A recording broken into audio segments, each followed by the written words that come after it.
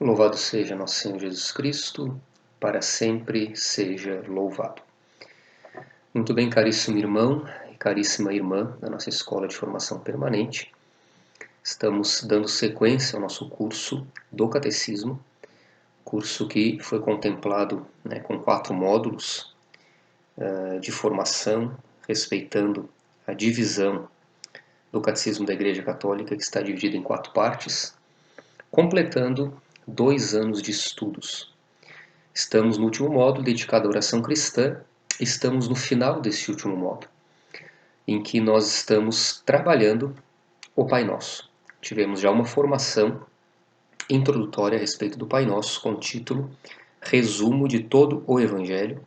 Estamos entrando agora propriamente na análise da oração do Pai Nosso, em que estaremos trabalhando hoje, na segunda formação desta aula, com relação ao Pai Nosso, a introdução do Pai Nosso, Pai Nosso que estais no céu. Estaremos trabalhando hoje esta formação. A partir das outras aulas, são mais 2 que estarão finalizando este módulo e o nosso curso do Catecismo, veremos os 7 pedidos do Pai Nosso, que estão presentes no Pai Nosso. Os 7 pedidos, dividido em mais 2 aulas. Então teremos esta aula de hoje e mais 2 aulas, e assim encerramos o nosso curso do Catecismo, neste 4º módulo dedicado à oração cristã, certo? Primeiramente, então, precisamos ter claro, nesta segunda formação, que o Pai é nosso, certo? No entanto, precisamos primeiro analisar esta figura do Pai, certo? O Pai que é nosso, mas antes de entrarmos nesta realidade do Pai que é nosso, precisamos ter claro algumas questões introdutórias que são fundamentais.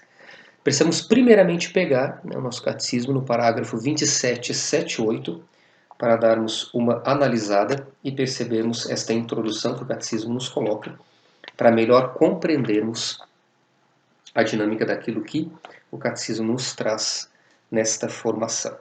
2778 diz para nós assim: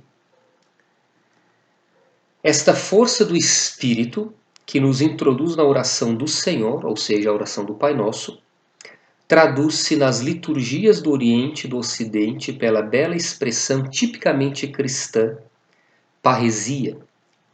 Simplicidade sem rodeios, confiança filial, jovial segurança, audácia humilde, certeza de ser amado. É o Espírito Santo de Deus que nos introduz nesse mistério, nesse profundo mistério colocado pelo catecismo sob o nome de parresia, que seria esta audácia de professar que Deus é Pai. Só quem dá a nós esta graça e esta audácia humilde de reconhecer Deus como Pai é o Espírito Santo.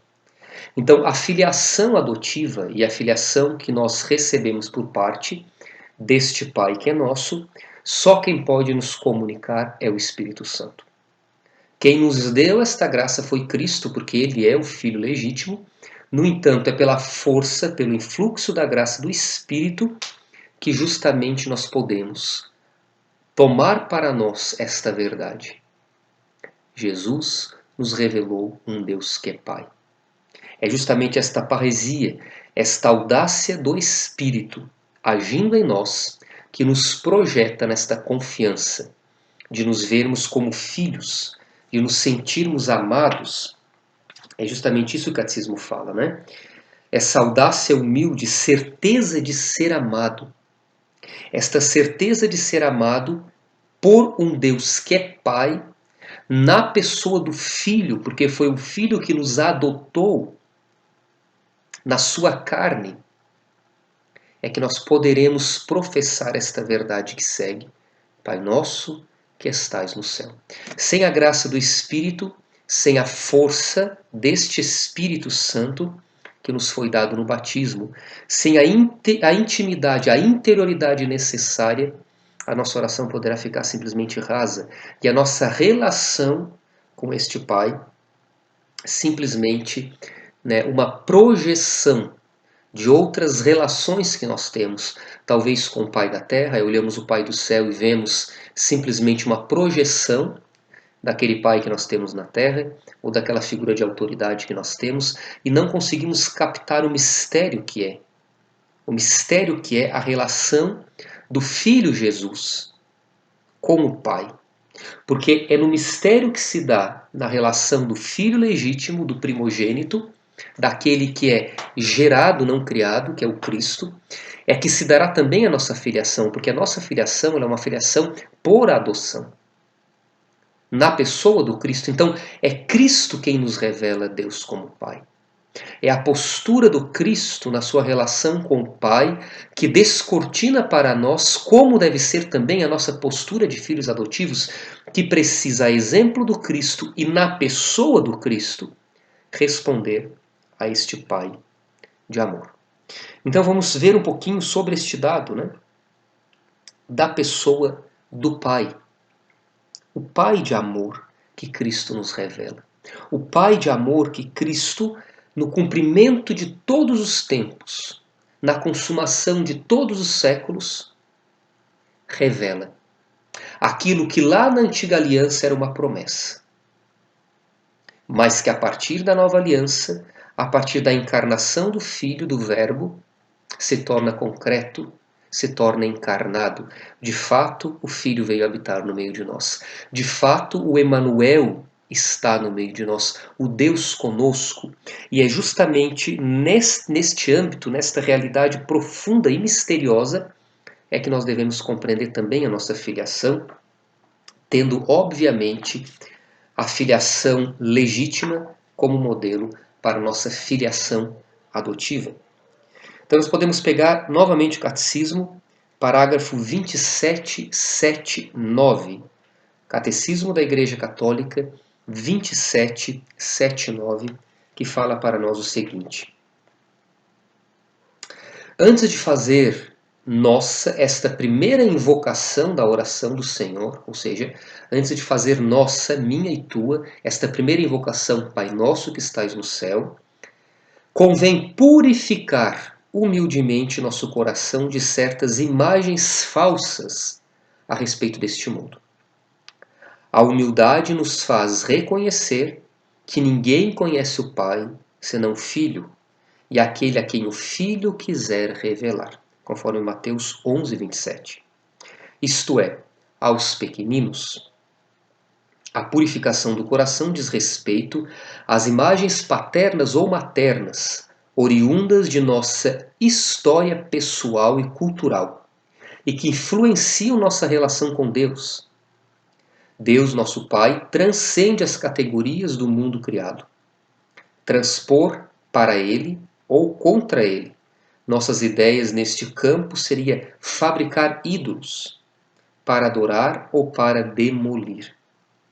Orar ao Pai é entrar em seu mistério, tal qual Ele é, e tal qual o Filho nos revelou. Olha que coisa profunda, aquilo que eu já havia falado anteriormente.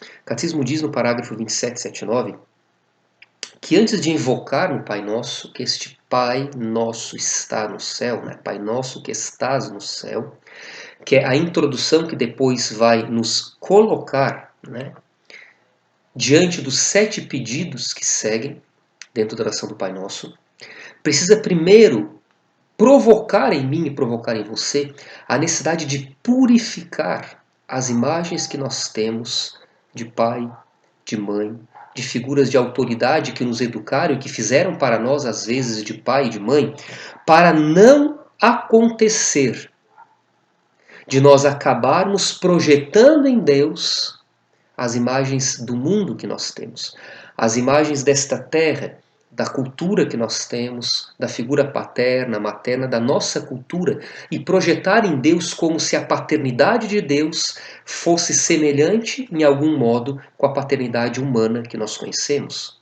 E não é. Só há uma forma de conhecer a figura paterna de Deus: olhar para Cristo. Só Cristo conhece o Pai. Disse o Catecismo citando as Sagradas Escrituras. Só Cristo, numa relação misteriosa e profunda que se dá na Trindade, Deus uno e trino, profundamente unido, três pessoas diferentes, mas profundamente unidas, consubstancial um com o outro, ou seja, possuidores da mesma substância. E a divindade, neste vínculo eterno de amor, é que se dá, dentro deste bojo da Trindade, a relação amorosa e misteriosa do Pai com o Filho legítimo, gerado, não criado, como diz as Escrituras e como diz o nosso credo apostólico. Apenas o Filho, o único conhecedor pleno do Pai, que sequer os anjos conseguem sondar esta relação, é que pode revelar e que revela a quem Ele quer, como deve ser também a nossa resposta de amor e a nossa relação com este Pai. Então precisamos primeiro humildemente purificar as imagens, os conceitos, as formas, a relação que nós temos com o Pai da Terra, porque a paternidade de Deus transcende infinitamente aquilo que nós conhecemos como paternidade humana. O Catecismo diz ainda que, se assim não fizermos, se isso nós não fizermos, caímos no erro de fabricar ídolos para nós. E na nossa relação com Deus acabar, de estarmos nos relacionando com uma antropoformização, ou seja, com uma imagem de Deus humanizada simplesmente a partir das categorias nossas de paternidade, antropomorfismo.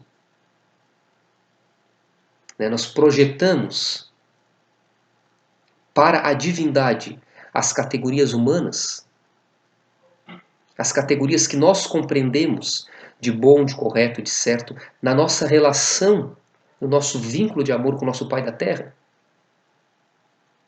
É um antropomorfismo. Então, quer dizer que se meu pai é severo, eu projeto para Deus esta imagem de um pai severo, e aí eu tenho medo, não temor, que temor é diferente de medo, eu tenho medo de Deus. E aí tenho dificuldade de estabelecer um vínculo de amor com Deus. Então nós precisamos purificar essas imagens para não cairmos no erro da idolatria, de acabarmos, de vincular a nossa adoração, a nossa reverência, o nosso culto a um Deus antropomorfizado. Palavra difícil. Ou seja, com imagens nossas, humanas, antropológicas. Então, primeiro é preciso purificar. Purificar. Purificar. E a forma de purificar é olhando para Cristo, olhando para Ele, porque é o Cristo, que irá nos revelar quem é o Pai. A purificação do coração diz respeito às imagens paternas ou maternas oriundas da nossa história pessoal, da nossa cultura e das influências, da nossa cultura que pode influenciar a nossa relação com Deus. Deus, nosso Pai, transcende as categorias deste mundo criado. É claro que transcende, pois esse mundo foi criado por Ele, Ele está para além deste mundo. Então, só Jesus, na sua relação profunda, amorosa,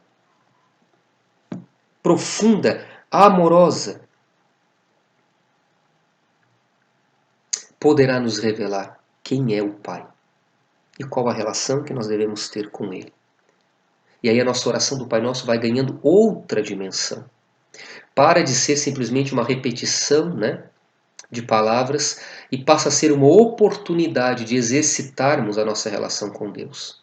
Não com Deus mais antropomorfizado, ou seja, não com Deus mais à minha imagem, a imagem das minhas manifestações de paternidade, a imagem do meu pai desta terra, da minha mãe desta terra, com seus defeitos, com seus ciúmes, com seus sentimentos de posse, com a sua severidade, se for o caso, mas purificando, tirando esses excessos e ficando a essência desta paternidade divina que o Cristo, porque é o Filho legítimo, pode e estará revelando aquele a quem ele desejar.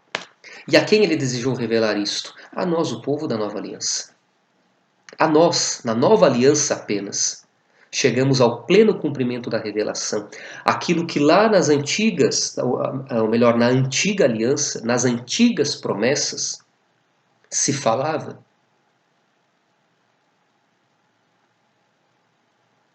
se cumpre em Cristo, manifesto por Cristo, revelado por Cristo.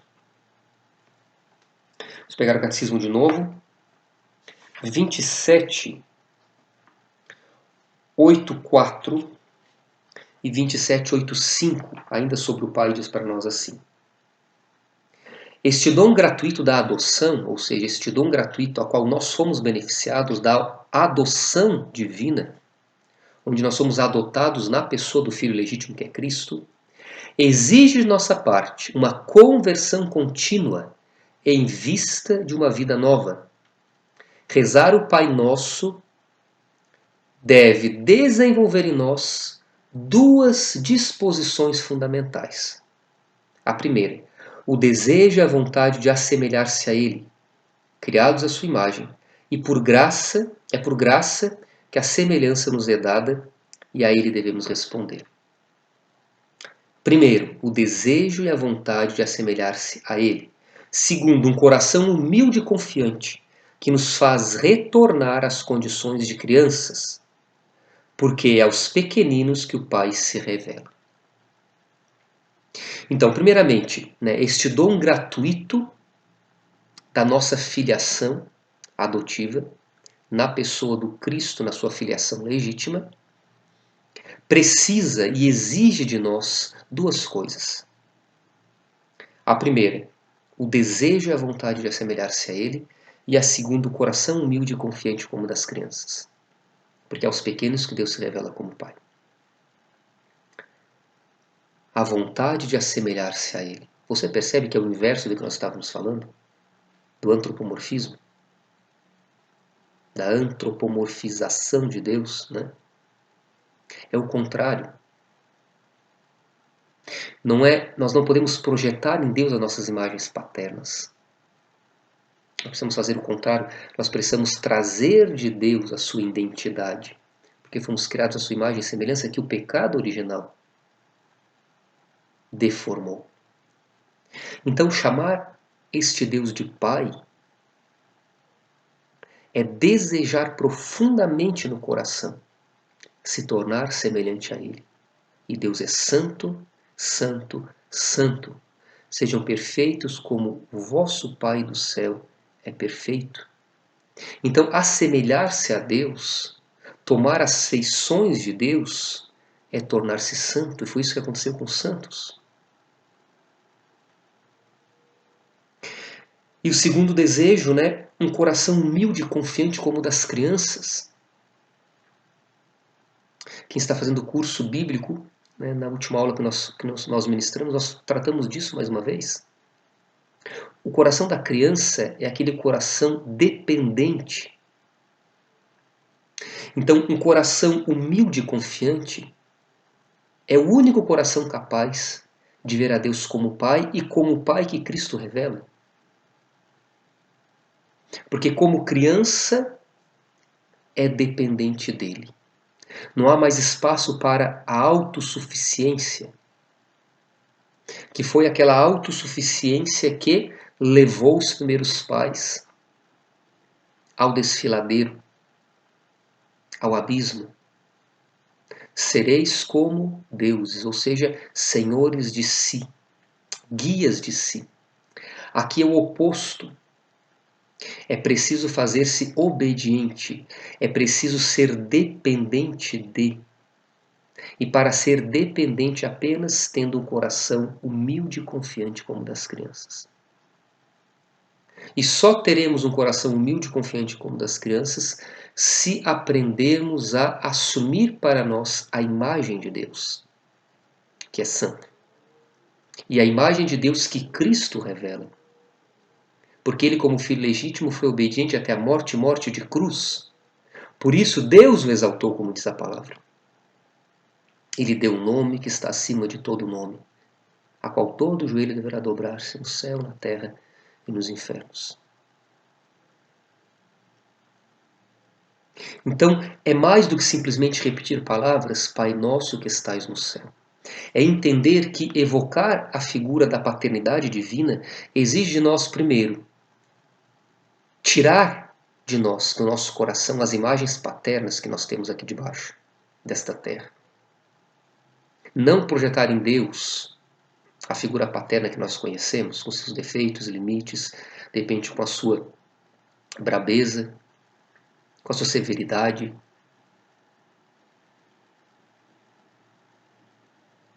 Purificar. Olhar para Cristo e compreender que é em Cristo que se manifesta quem é a pessoa do Pai. Só podemos compreender o Pai via Cristo, através de Cristo. E que através de Cristo nós precisamos entender e compreender essa dependência, assim como Cristo foi dependente, assim como Cristo foi obediente, porque depende do Pai. Porque é um com o Pai e não pode contradizer o que o Pai diz.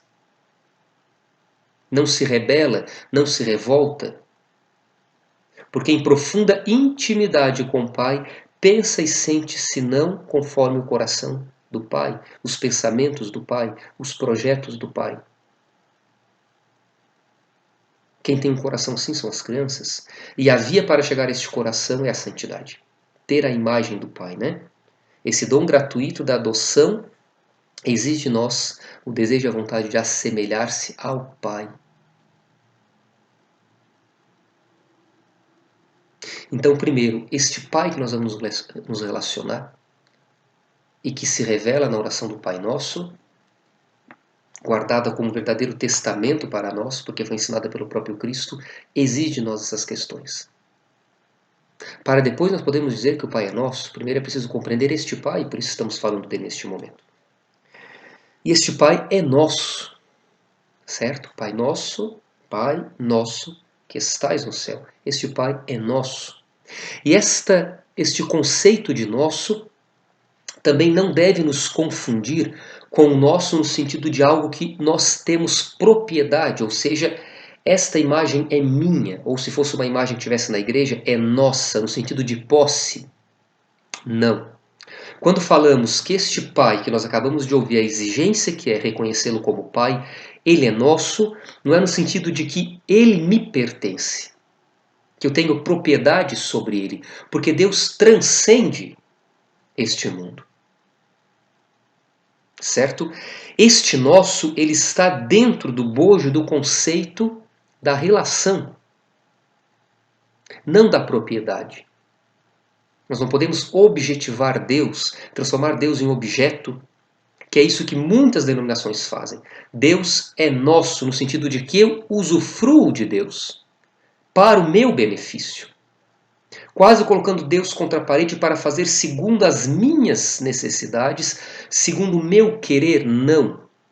O nosso, dentro desse conceito do Pai, que é nosso, não é no sentido da propriedade. Nós não temos poder de nos impor a Deus e dizer que Ele é nosso no sentido de que eu sou o proprietário da divindade.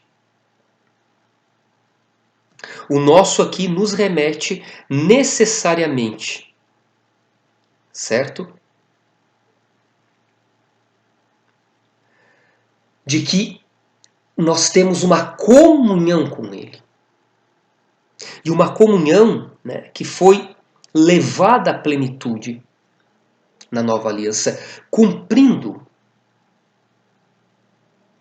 promessas da antiga aliança. Certo? Eu serei o vosso Deus e eles serão o meu povo. Promessas da antiga aliança, que é cumprido depois em Cristo. Certo? Além disso, é um ato de esperança. Quando nós dizemos que o Pai é nosso, é um ato escatológico também, um ato de esperança, porque nos projeta para o futuro. Quando lá em Apocalipse, 21:7, por exemplo, nos fala da Nova Jerusalém,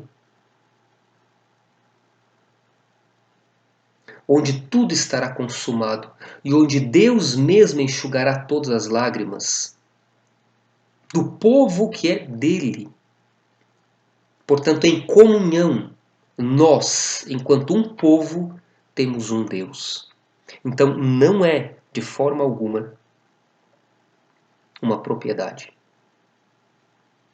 Mas é nosso no sentido de que eu participo na relação.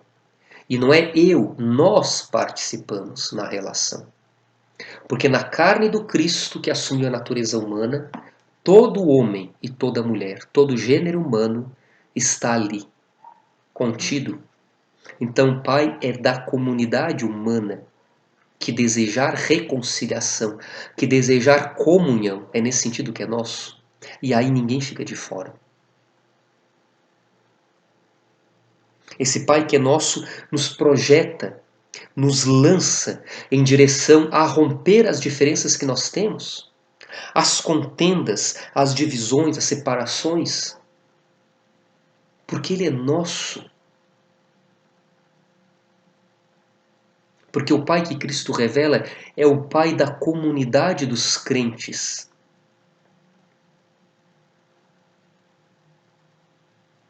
Então esse Pai que é nosso, longe de entendermos que Ele é nosso enquanto propriedade, esse nosso nos convoca a afirmar que Ele sim cumpriu as promessas da antiga aliança, que dizia que Deus mesmo seria nosso pastor, nosso Pai. Precisamos entender que esse Pai que é nosso também, nos projeta num ato de esperança, um ato escatológico. Quando dizemos Pai nosso que estais no céu, já estamos profetizando lá no futuro, quando Cristo voltar, e já não terá mais diferenças. Já não haverá mais divisões, será um só Deus e um só povo, em um só coração. Mas enquanto isso não acontece, este nosso nos convoca a lutar já nesta terra, já nesta condição, contra as divisões, contra as maldades, contra as fofocas, contra as separações, para superar tudo isso, porque o Pai é nosso. Porque ninguém fica de fora.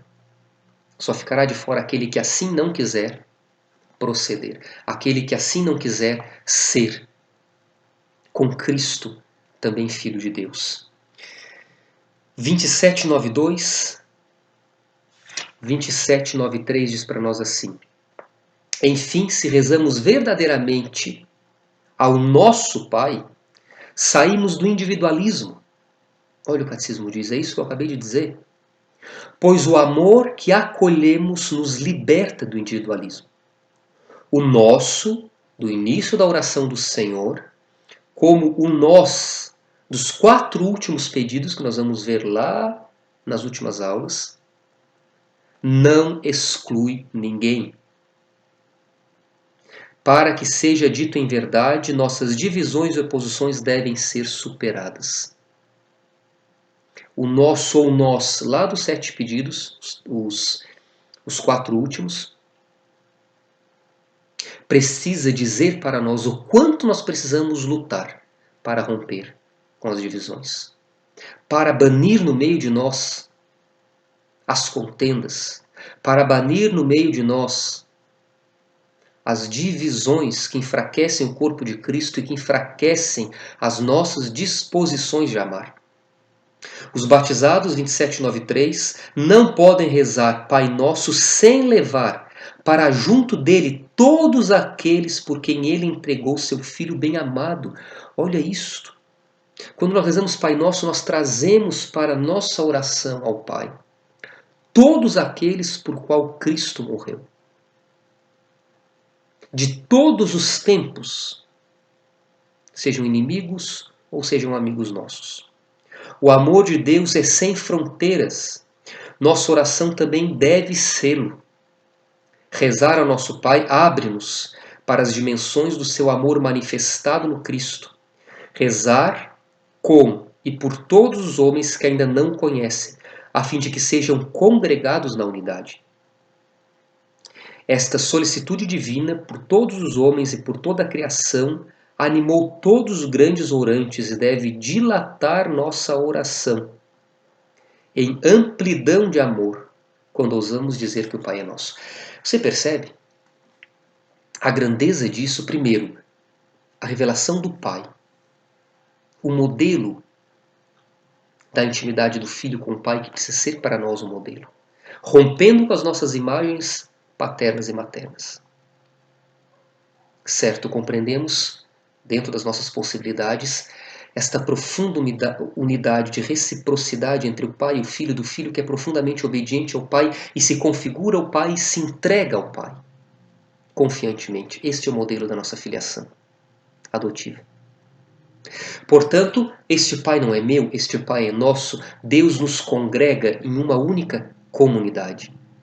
E, portanto, falar que o Pai é nosso nos remete, primeiro, ao cumprimento das promessas do Antigo Testamento, nos projeta esperançosos ao cumprimento pleno dessas promessas ao retorno de Cristo quando a Jerusalém Celeste vier na sua glória, e aí não haverá mais as divisões, porque todo o mal terá sido destruído.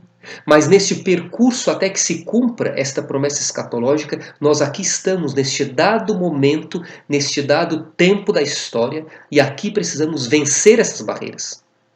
Aqui precisamos lutar contra essas divisões.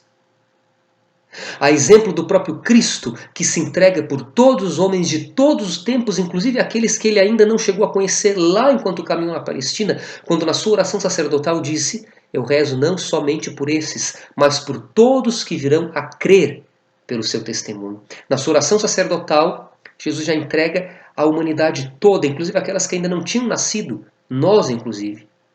Então, a exemplo do Cristo, por isso ele é o modelo da filiação com o Pai, é que a nossa oração do Pai Nosso precisa ser essa oração sem fronteiras, a qual trazemos toda a comunidade dos crentes e ofertamos nesta oração ao Pai, na pessoa do Cristo, tendo que romper em nós, sendo um exercício para nós diário, de superação das divisões, das contendas, das fofocas, que enfraquecem o corpo de Cristo, que enfraquecem a igreja do Senhor, sem o qual não podemos dizer que somos filhos de Deus.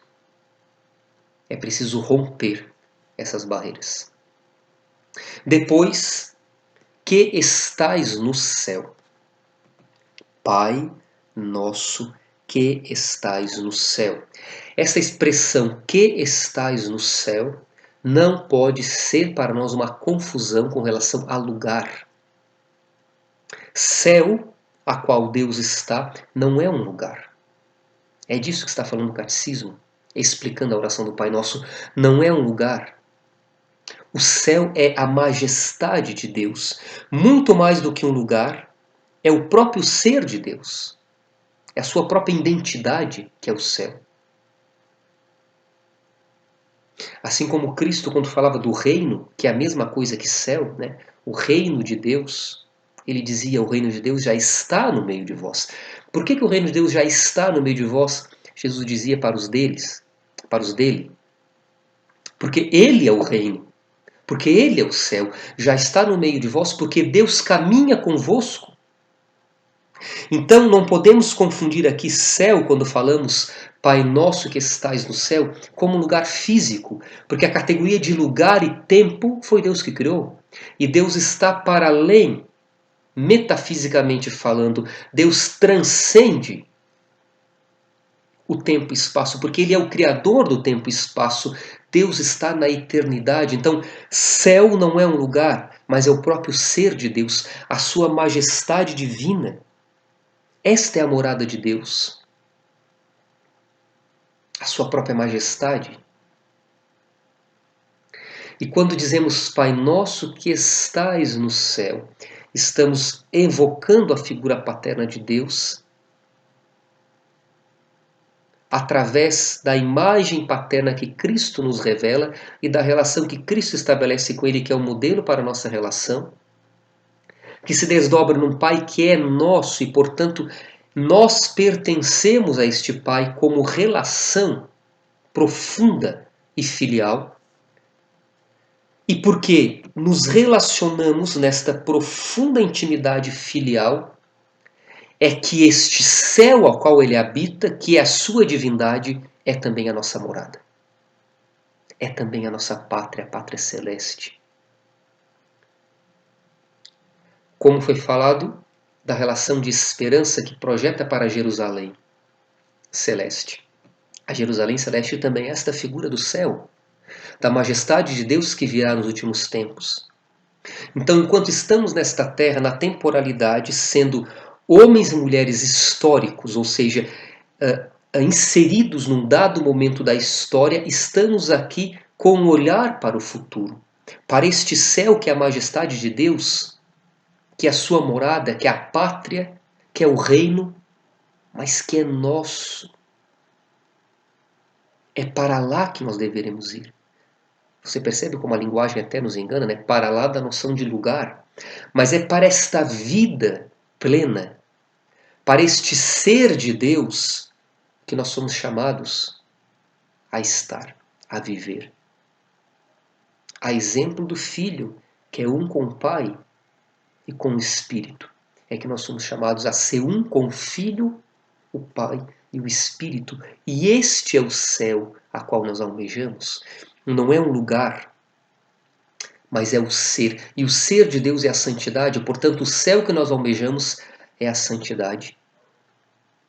Esta comunhão perfeita, como será essa vida, Diego? Não sabemos, porque nós estamos presos às categorias da compreensão aqui desta terra, da temporalidade, da nossa historicidade, do nosso ser histórico, inserido, concreto, no sentido encarnado.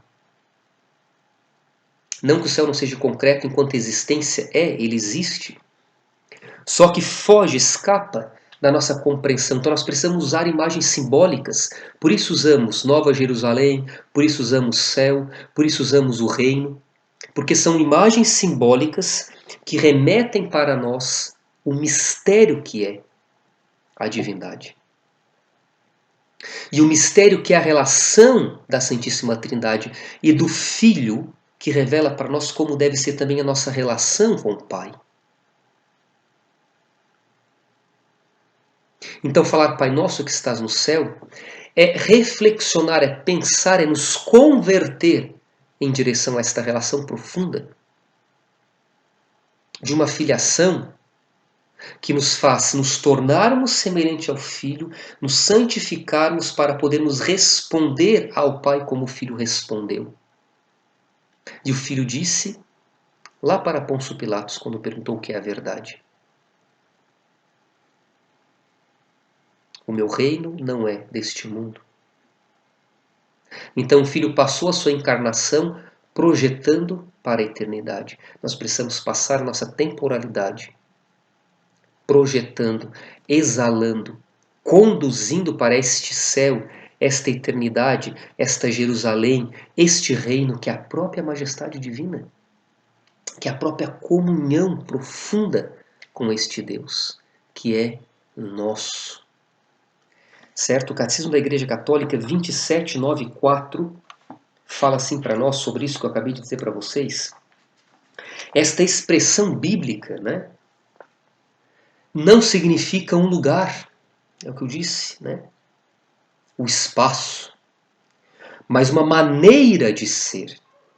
Não afastamento de Deus, mas sua majestade. Não é que Deus está afastado de nós, mas este céu é a própria majestade divina. Nosso Pai não está em outro lugar. Ele está para além do tudo. Quando possamos conceber a respeito de sua santidade. Porque ele é 3 vezes santo. Está bem próximo do coração humilde e contrito. Está bem próximo do coração humilde e contrito. Então foi como eu disse, não é um lugar, mas é o ser de Deus, que é o céu. É a majestade de Deus. Então ele não está afastado, mas ele está próximo do coração humilde. E nós adentramos o mistério do céu. Nós adentramos já nesta terra o mistério da divindade quando nos tornamos semelhantes ao Filho. Porque o Filho nos revela a relação que tem com o Pai. E nós nos tornamos no Filho, nós nos tornamos no Filho relação com o Pai. Nós nos tornamos no Filho, filhos adotivos que entram no céu triunfantes com Cristo na sua ressurreição, para estar em comunhão com o Pai, já nesta terra anunciando o futuro, já nesta terra anunciando a vinda da Jerusalém Celeste, o reino, o céu, a majestade de Deus, estando nesta terra já exalando eternidade e santidade. Depois no parágrafo 27:9:5, na sequência, 27:9:6 diz assim: o símbolo dos céus nos remete ao mistério da aliança que vivemos quando rezamos ao nosso Pai. O símbolo dos céus nos remete ao mistério da aliança que vivemos quando rezamos ao nosso Pai. Ele está nos céus, que são sua morada. A casa do Pai é, portanto, nossa pátria. Foi a terra da aliança que o pecado nos exilou. Foi a terra da esperança que o pecado nos exilou. Aquela comunhão lá de Adão e Eva, percebe? A comunhão com o Pai era o Éden. Até o novo livro que eu estou escrevendo, né, O Lugar do Encontro, fala disso. O lugar do encontro é isso, é a comunhão. O Éden não era um lugar, era a comunhão dos primeiros pais com o filho, com o Criador.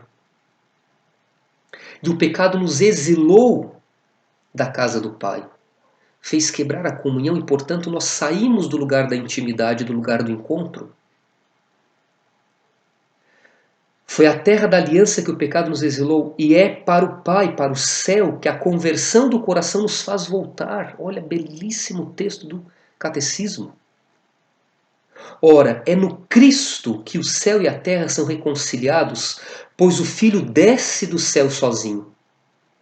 Desce do lugar do encontro, porque ele vivia este encontro pleno e misterioso com o Pai. Desce sozinho e para lá nos faz subir com ele, por sua cruz, sua ressurreição e sua ascensão.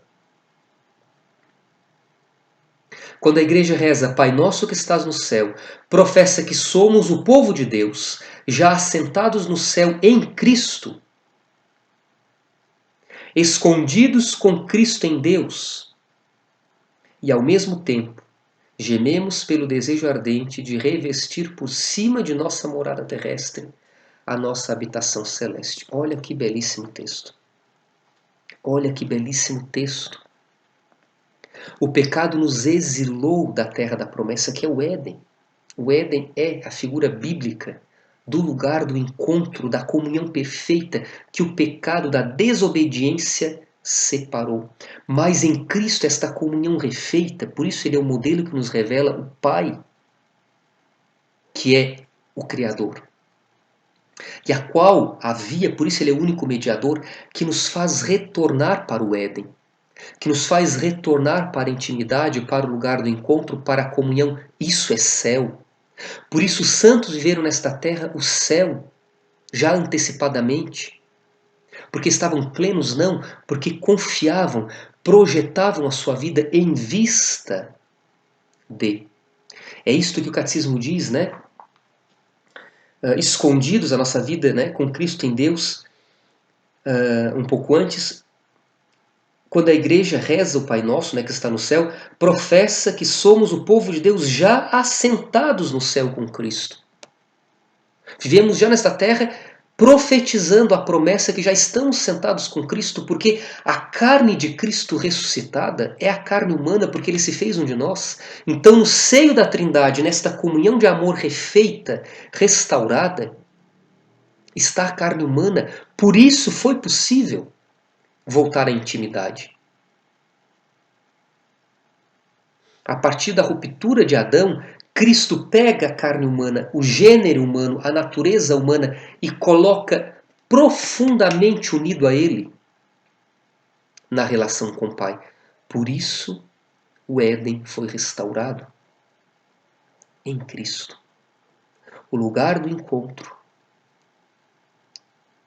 a profunda comunhão da relação que é o céu para nós, foi restaurado em Cristo, conforme disse o catecismo.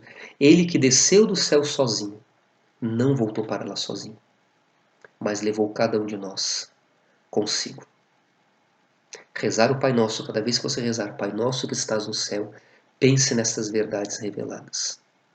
para que depois possamos avançar nas 2 aulas que faltam, que encerrarão belamente, com certeza, o nosso curso do Catecismo, neste 4º módulo dedicado à oração cristã, é que nós vamos trabalhar os 7 pedidos do Pai Nosso, que nós dirigimos ao Senhor na pessoa do Cristo, na ação do Espírito.